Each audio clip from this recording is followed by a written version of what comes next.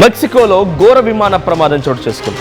టోలుకా airport సమీపంలో ఒక flight landing అయ్యే సమయంలో కంట్రోల్ తప్పి కుప్పకూలిపోయింది. ఈ సంఘటనలో ఇప్పటికే 10 మంది మరణించారు. సో అకాపుల్కో నుంచి బయలుదేరినటువంటి ఈ విమానం ల్యాండింగ్కు ప్రయత్నిస్తుండగా ఇంజన్లో టెక్నికల్ ఇష్యూ కారణంగా ఫుట్బాల్ స్టేడియంలో ల్యాండ్ అయిందంట. అయితే ఈ ఫుట్బాల్ స్టేడియంలో ల్యాండ్ చేసే సమయంలో ఆ టైంలో అక్కడ పక్కనటువంటి బిల్డింగ్స్ పైన ఈ విమానం కుప్పకూలిపోయింది. సో ప్రమాదానికి ఇంకా ఎటువంటి కారణాలు ఉన్నాయని ఇంకా అధికారులు దర్యాప్తు చేపడుతున్నారు. విజువల్స్లో మనం చూస్తూ ఉన్నాం. సో నా వెనకాల కనిపించే విజువల్స్లో కూడా మీరు చూస్తే ఆ ఫ్లైట్ ఎమర్జెన్సీ ల్యాండింగ్ కోసం వస్తుంది. ఒక ఫుట్బాల్ స్టేడియంలో ల్యాండ్ చేయడానికి చూస్తున్నారు. ఎస్, ఇది ఆ ఫ్లైట్. ఇక్కడ మీరు సర్కిల్లో చూస్తున్నారు. ఈ ఫ్లైట్ని అది ఎమర్జెన్సీ టెక్నికల్ ఇష్యూ వచ్చింది. ఇంజన్లో ఏదో సమస్య వచ్చింది, వెంటనే ల్యాండ్ చేయాలి. దీంతో ఆ విమానాన్ని చాలా వేగంగా వచ్చి ఆ కంట్రోల్ అవ్వట్లేదు. ఆ స్పీడ్ కూడా మీరు చూస్తుంటే చాలా వేగంగా వెళ్ళిపోతుంది. అక్కడ ఒక ఫుట్బాల్ స్టేడియం ఉంది, కంప్లీట్ ఒక వాస్ట్ పెద్ద stadium.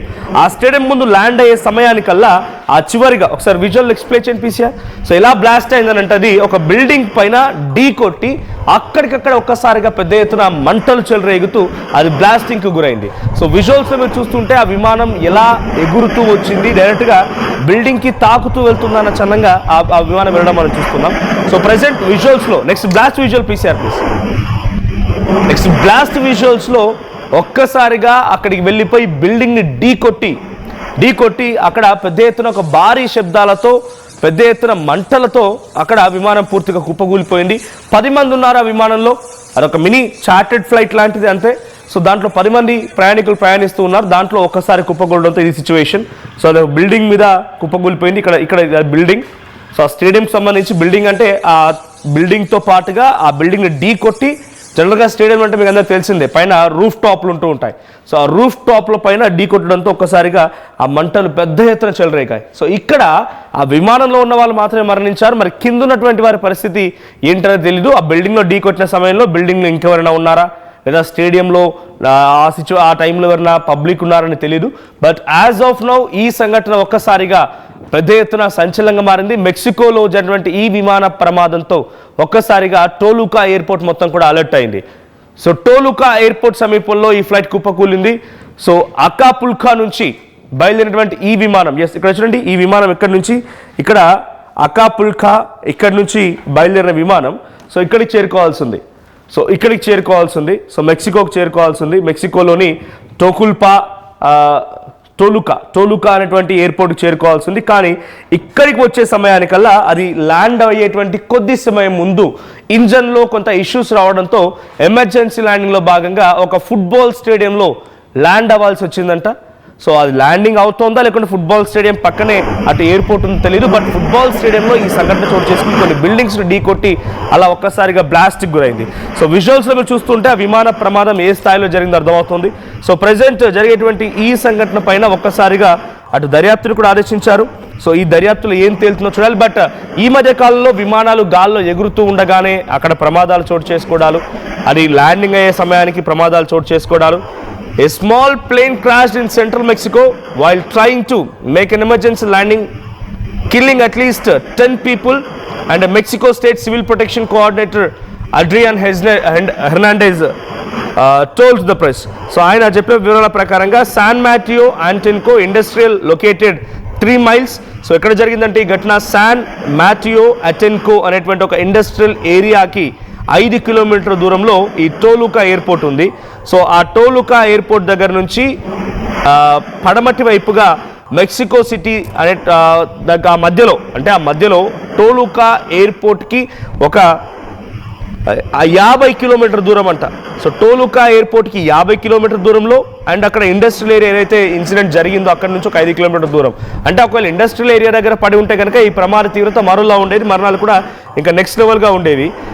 The plane had apparently tried to land on a soccer field, but the metal roof of a nearby business starting a large fire.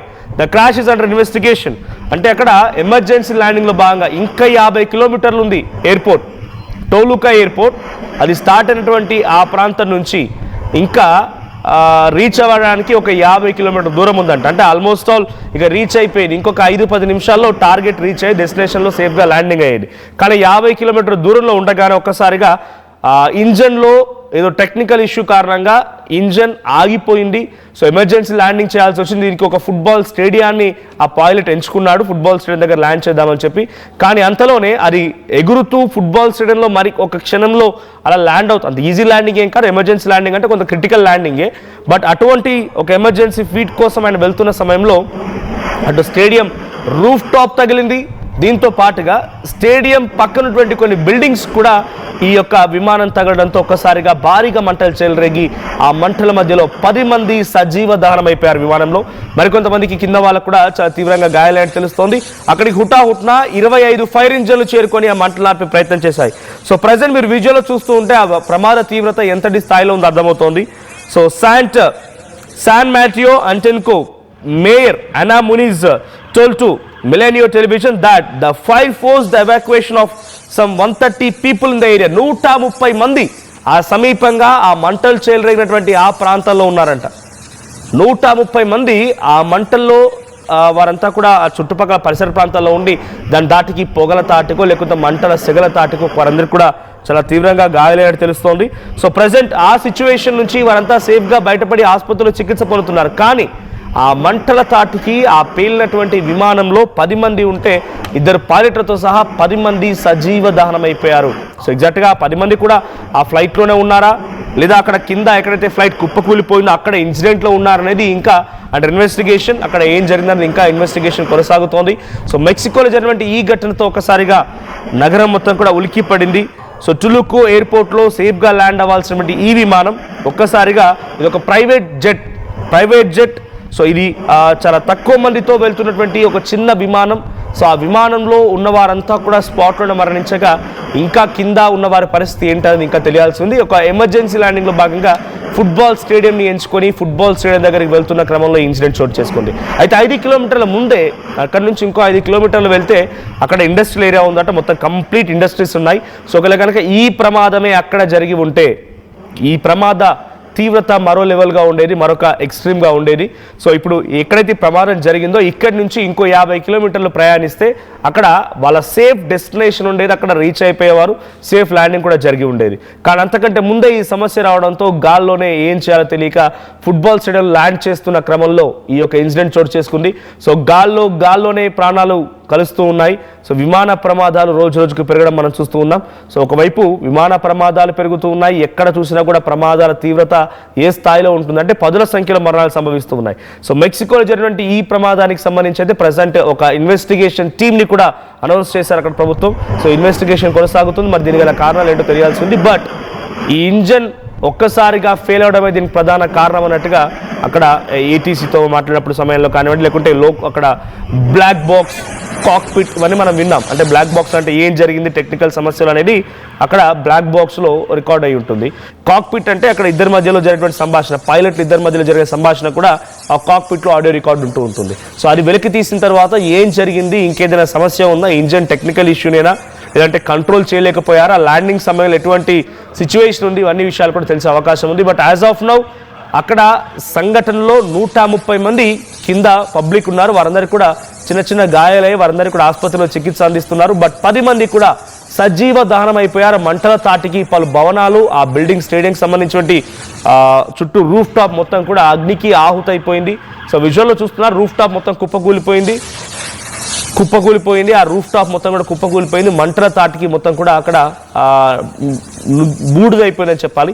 So 25 fire ఇంజిన్లు అక్కడికి చేరుకునే మంటలు నడిపే ప్రయత్నం కొనసాగుతోంది. సో ఇంకా అక్కడ గాయాల పాలన వారి పరిస్థితి తెలియాల్సి ఉంది. బట్ యాజ్ ఆఫ్ నౌ ఒక ఇన్వెస్టిగేషన్ ఆదేశించారు. This content had some disturbing visuals, viewer description is advised. ఈ కాంటెంట్ వల్ల కొంత కలవరపాటు గురి చేసే అంశాలను తగు జాగ్రత్తలు తీసుకోమని ఆర్టీవీ హెచ్చరిస్తోంది.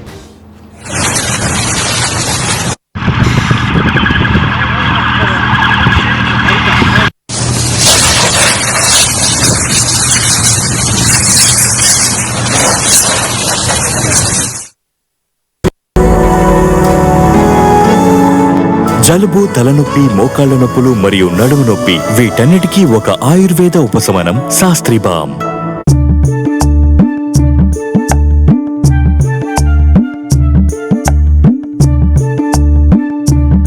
నైపుణ్యం ఎవరి సొత్తు?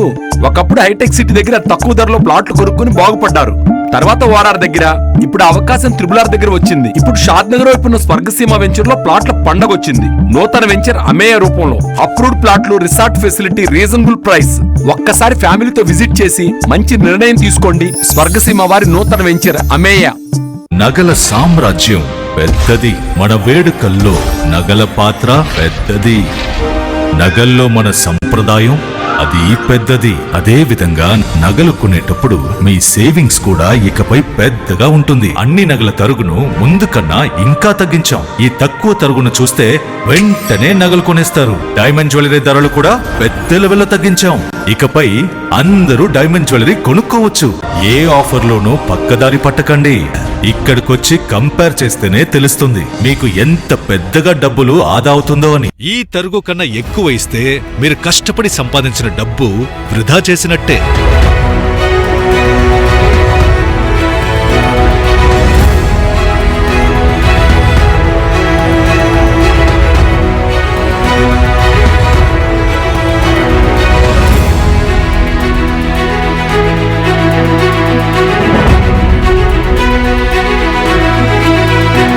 లలితాలో నగలు కొనండి, ఎక్కువ డబ్బులు ఆదా చేయండి.